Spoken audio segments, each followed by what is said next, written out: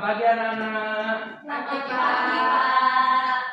Oke anak-anak, kali ini saya Pak Wanto Selorahayu akan mengampu mata pelajaran seni budaya yang kali ini kita fokus pada seni rupa. Jadi dalam pertemuan pertama kita akan belajar mengenai apresiasi. Namun sebelumnya boleh teman-teman untuk perkenalan dulu karena kita baru pertama kali ketemu ya. Iya, Pak. Oke, jadi nanti dimulai dari 1 terus di 11 sebagainya. Oke, Pak. Ya. Baik, Pak. Perkenalkan, nama saya Anissa Sitalindung, biasa dipanggil Sinta, absen 30, Pak. Saya Nova Triatika Puraningsih, biasa dipanggil Nova, absen 6. Saya dari Amanda Prasetya, biasa dipanggil Ader dengan absen 2. Oke, untuk teman-teman yang itu 3 di belakang, ada siapa aja? Baik, perkenalkan nama saya Anissa Nursifa Devisia, biasa dipanggil Anissa, nomor absen 23. Oke, nama saya Maria Angelita Ardina Sibuan, biasa teman-teman manggil saya itu Angel, nomor absennya 5. Baik, perkenalkan saya Dinda Yunesari, biasa dipanggil Dinda, saya absen 24. Oke, karena kalian tadi udah perkenalan, ada anak-anak di sini. Jadi seperti yang Bapak tadi katakan, bahwa kita kali ini akan belajar mengenai apresiasi. Apa sih apresiasi? Jadi tujuannya buat kita semua di sini belajar apresiasi yaitu agar kita lebih peka terhadap suatu perasaan atau minat atau budaya yang ada di lingkungan kita. Namun nanti biar kalian lebih mudah, kita di awal-awal akan sedikit belajar mengenai mungkin karya-karya seni yang populer di masyarakat dan di dunia, gitu. Teman-teman, sebelumnya teman-teman di sini udah ada yang pernah ini nggak buat lihat-lihat pameran gitu? Belum. Oh, udah ada 2 teman kita yang udah nih. Oke, yang belakang dulu itu pameran apa Kak? Pameran kolektif bisnis, Pak. Di Kapan? Sekitar bulan April kemarin, Pak. itu kamu lihat apa itu? Di situ tuh ternyata tuh pameran itu tuh diselenggarakan oleh mahasiswa seni rupa Akademika, Pak. Ya, ternyata itu di pameran itu tuh hasil tugas-tugas lukis pada semester 2. Oh gitu. Itu kamu selama di pameran itu merasa ini nggak? Ada sesuatu yang berbeda atau gimana nggak? Atau setelah pulang kamu merasa lebih mudah buat komposisi juga atau apa gitu? Setelah melihat pameran itu saya lebih ke itu sih, Pak, lebih ke banyak inspirasi dari beberapa hasil karya-karya mahasiswa di situ. Jadi selain terinspirasi dari bentuk-bentuk karyanya, dan selain itu tuh saya tertarik dengan cerita di balik. Oh, iya. Tadi karya-karya itu ada muat cerita gitu ya? Iya. Oke, terus kalau ini yang depan? Kita nonton bareng, Pak. Oh, Barengan. oh kalian bareng jadi udah sering buat nonton gitu ya? Sangat sering. Oke.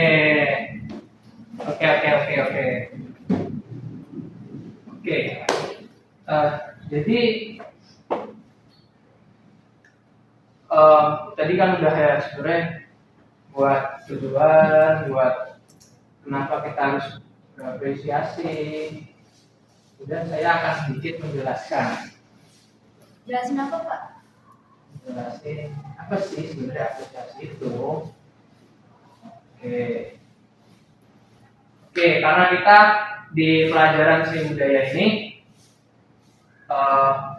kita fokusnya di seni rupa. Mungkin kalian pas kelas 10 itu ada seni musik ya? Ada. Nah, kali ini kalian kedapatan di seni rupa. Jadi apresiasi itu adalah sebuah penilaian atau penghargaan dalam konteks seni rupa ya, terhadap karya-karya seperti lukisan yang tadi ada dua teman kita yang pernah melihat pameran, ada gambar, patung, kemudian ada yang di sananya ada proses analisis. Nah tadi kan siapa Anissa ya kalau nggak salah itu jelasin bahwa dia dapat cerita di dalamnya, berarti dia ada proses analisis yang saat melihatnya itu dia dapat di situ. Kemudian tentunya di saat mendapat pemahaman itu, karya-karya itu tuh memuat yang sesuatu. Jadi pemirsa atau sebetulnya orang yang mengapresiasi dulu nih, sebutan itu sebenarnya apresiator. Jadi orang yang mengapresiasi karya-karya itu atau kita saat melihat pameran tadi itu disebut apresiator. Jadi biasanya apresiator itu memiliki sesuatu yang muncul atau sensitivitasnya. Jadi hal itulah nanti yang kita harapkan di topik kita kali ini nantinya dapat meningkatkan rasa-rasa estetis kalian. Jadi dalam kita nanti saat belajar apresiasi karya seni itu ada beberapa hal yang perlu kita perhatikan. Oke, yang pertama itu ada pengetahuan tentang seni rupa. Jadi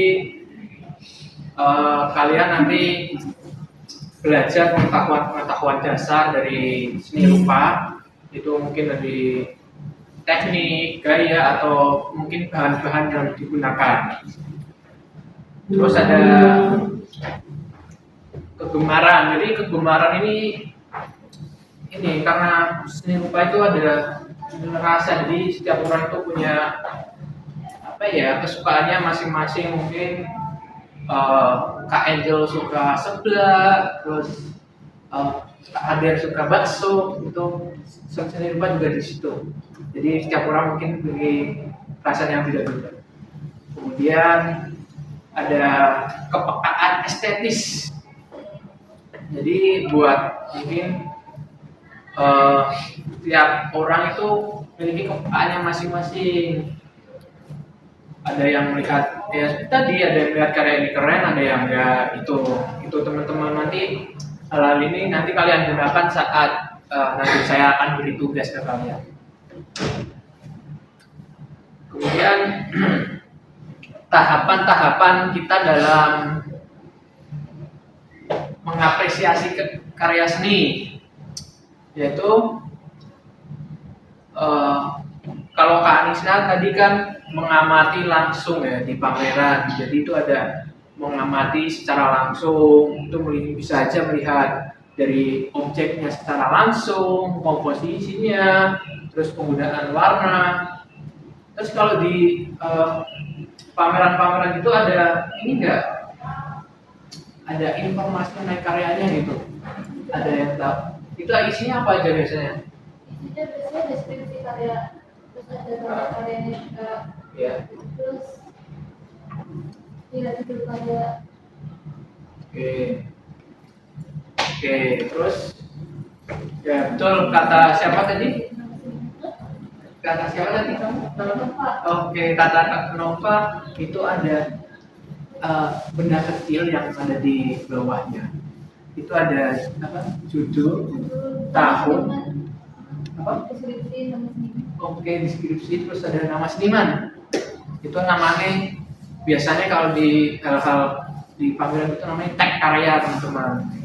Terus ada juga katalog. Biasanya katalog itu sekumpulan karya-karya yang sedang dipamerkan di situ. Jadi ada informasi lengkap, itu berbentuk buku biasanya itu. Kemudian ada analisis. Jadi karya-karya tadi yang mungkin saat kita nonton di pameran ada hal-hal baku di dalam seni rupa itu yang nanti kita dapat gunakan untuk menganalisis, mungkin seperti teknik pengerjaannya atau aspek-aspek secara struktur yang seniman itu gunakan, kemudian makna dari karya tersebut mungkin tersirat secara langsung dan tidak langsung itu di dalamnya.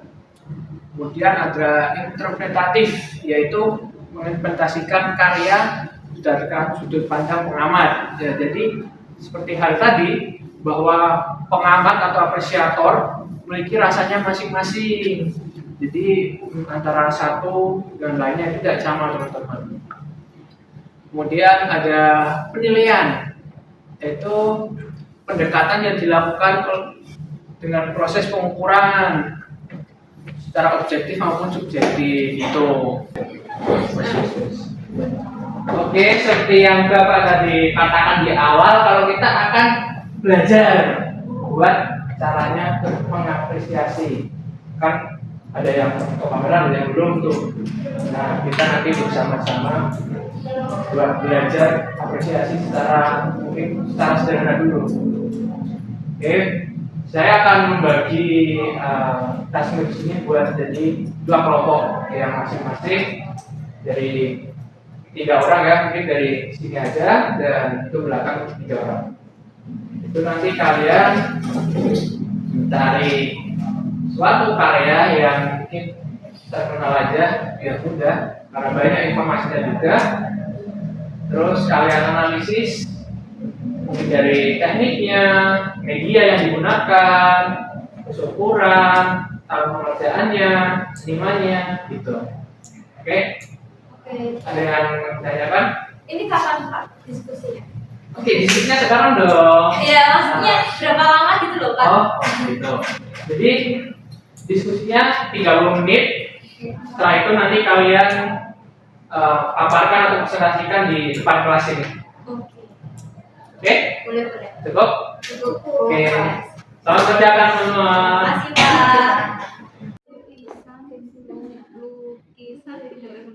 Terima kasih Pak. Mona Lisa. Apa aja sih yang tadi itu? Itu Tadi teknik seniman dulu. Senimannya siapa? Leonardo da Vinci. Saya. Berapa? Google aja langsung aja. Ukuran lukisan Mona Lisa. Ukurannya 77 cm kali 53. 53. Medianya itu Cat minyak.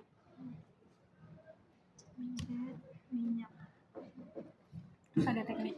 Teknik. Cat minyak tuh apa? Plakat atau akuarel? Coba belajar.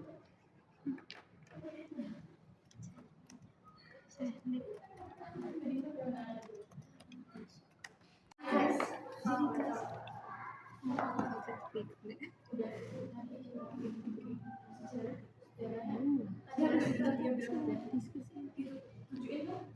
Kalau karyanya Van Gogh ini gimana? boleh. Yang apa? Yang ini. Boleh dilakukan. Yang ini yang khusus. Tadi naik. Terus dikenal sebagai tapi biasanya nggak ada yang dasar kan namanya. Iya. Aduh, minat saya.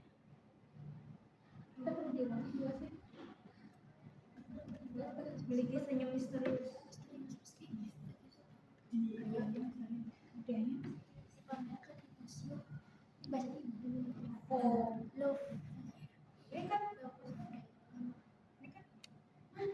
Ini sama yang paling ya nggak sih?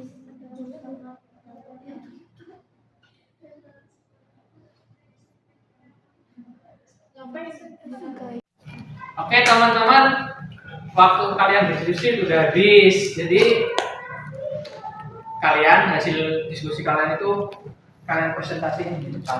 Nanti pakai laptop Bapak buat ngambil karyanya. Oke, kira-kira ada yang mau duluan nggak? Kelompok 1 Pak. Kelompok 1, yang mana kelompok 1? Oke, yang belakang aja dulu deh. Oke, boleh. Oke. Perkenalkan kami dari kelompok 1 ingin mempresentasikan tentang apresiasi karya seni rupa dari seniman Leonardo da Vinci dengan judul lukisannya itu Mona Lisa. Oke. Jadi ini tuh senimannya tadi udah saya jelaskan kan, namanya Leonardo da Vinci. Terus untuk karya ukuran dari lukisan ini tuh ukurannya tuh 77 kali 53 cm. Jadinya tuh nggak sebesar ini gitu loh lukisannya, ya kecil lah, ya sedang lah gitu. Terus untuk media sendiri, Leonardo da Vinci tuh menggunakan cat minyak. Untuk tekniknya itu teknik plakat sama teknik sfumato. Untuk teknik sfumato nanti bakal dijelasin oleh Anissa. Tapi sebelum ngetek ke kelebihan sama kekurangan akan dijelasin sejarah dari lukisan ini oleh Bunda. Oke, selanjutnya izin melanjutkan penjelasan dari Angel sejarah singkat dari lukisan Mona Lisa.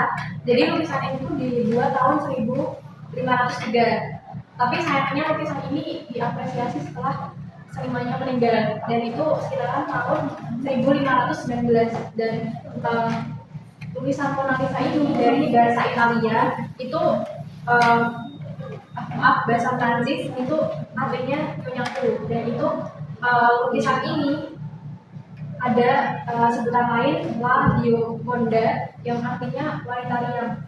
Tapi sebenarnya lukisan ini malah dikenal tuh karena lukisannya nggak karena riang, tapi karena senyumnya ini misterius. Jadi ya lukisan ini banyak dikenal orang karena kemisteriusan dari senyum si Mona Lisa ini. Selanjutnya akan dilanjutkan. Baik, selanjutnya saya akan menjelaskan ukuran dan kelebihan dari lukisan Mona Lisa. Yang pertama tuh ukuran lukisan. Ukurannya tuh tergolong kecil jika dibandingkan dengan lukisan yang ada di galeri tersebut, karena hal ini tuh membuat detail-detail pada lukisan sulit untuk dilihat dengan jelas. Maka dari itu banyak orang yang komplain bahwa tidak bisa mengunjungi lukisan tersebut dengan optimal. Yang kedua, teknik sfumato, yaitu teknik melukis dengan memadukan warna secara perlahan menjadi salah satu kekurangan dari lukisan Mona Lisa. Meskipun dianggap sebagai teknik melukis yang sangat unggul, teknik sfumato cenderung membuat warna-warna pada lukisan sedikit mudah dan terlihat samar. Untuk kelebihannya yaitu ekspresi wajah. Salah satu kelebihan dari lukisan Mona Lisa adalah ekspresi wajah yang terlihat misterius dan memesona. Wajah Mona Lisa tampak menarik dan mengundang perhatian karena kesan yang diberikan sangat sulit dipahami. Untuk yang kedua, permainan cahaya dan bayangan. Bilur cahaya yang ditampilkan pada lukisan membuat membuat lebih jelas kontras warna-warnanya. Hal ini membuat lukisan Mona Lisa menjadi terlihat hidup dan sulit ditiru oleh orang lain. Yang ketiga, detail dalam lukisan.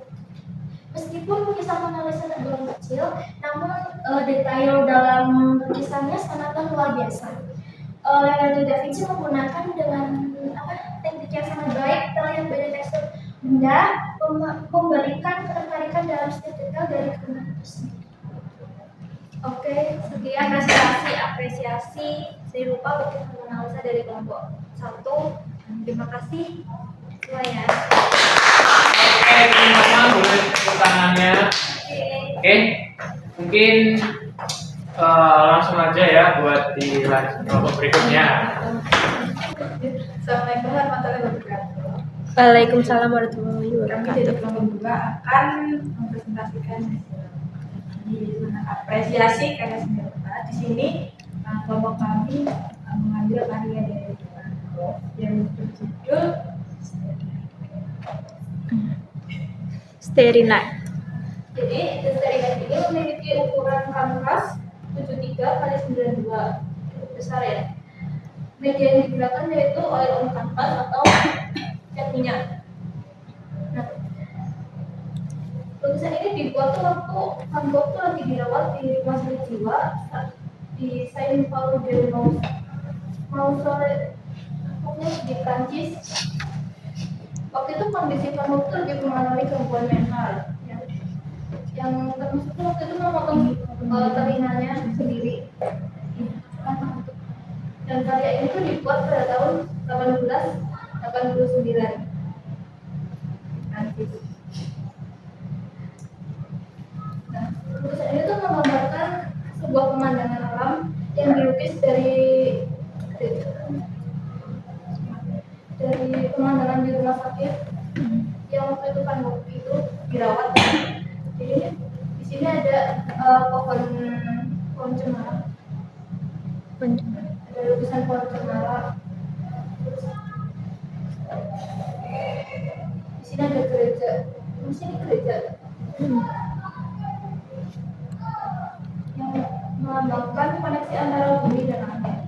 Nah, teknik yang digunakan Van Gogh ini yaitu teknik impastor atau sapuan kuas tebal dan berputar. Ini kan ada yang berputar-putar gini.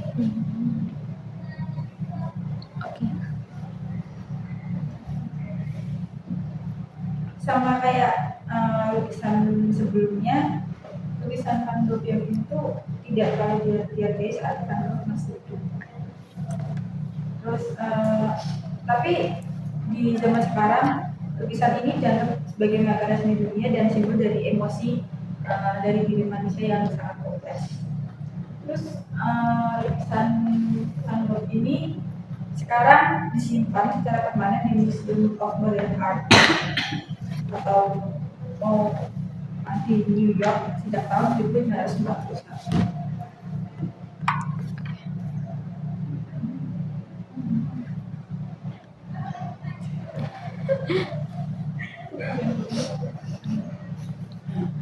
Terus ada fakta menarik dari lukisan Van Gogh, yaitu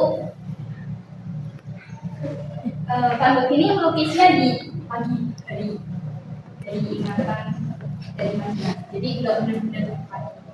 Ia tidak terlalu yakin terhadap tulisan ini. Dalam surat kepada Theo, ia menyebutkan bahwa ia merasa lukisan ini terlalu abstrak. Meski tidak puas, kini The Starry Night menjadi simbol kekuatan ekspresi emosi dalam seni. Sekian saya sendiri kemudiannya. Sampai jumpa lagi. Oke, teman-teman, tadi ada dua kelompok yang udah memaparkan diskusinya mengapresiasi secara sederhana karya-karya populer yang ada saat ini, yaitu kelompok satu tadi ada Mona Lisa karya Leonardo da Vinci, kemudian ada kelompok dua ada Starry Night dari karyanya Vincent van Gogh. Oke, dari tadi kita dapat belajar tentang keindahan visual, memahami pesan, emosi. Tadi ada dari karya Van Gogh, dia emosi saat ada apa tadi? Kenapa? Gangguan mental. Oke, gangguan mental ya. Dan sejarah yang ada di dalamnya kelompok satu tadi. Terus di pertemuan selanjutnya kita akan praktik secara sederhana karya seni lukis. Buat nanti kalian bisa mempersiapkan alat bahannya, mungkin cat mini aja yang lebih mudah buat penggunaannya, kemudian siapin kanvas ukuran 20x20 aja biar kalian nggak terlalu lama buat kerjanya. Oke. Ada yang ditanyain buat pertemuan kali ini? Aman, Pak. Cukup. Oke, cukup ya. Oke, terima kasih semuanya. Di pertemuan kita kali ini kurang lebihnya saya mohon maaf, dilanjutkan minggu depan. Wassalamualaikum warahmatullahi wabarakatuh. Waalaikumsalam warahmatullahi wabarakatuh.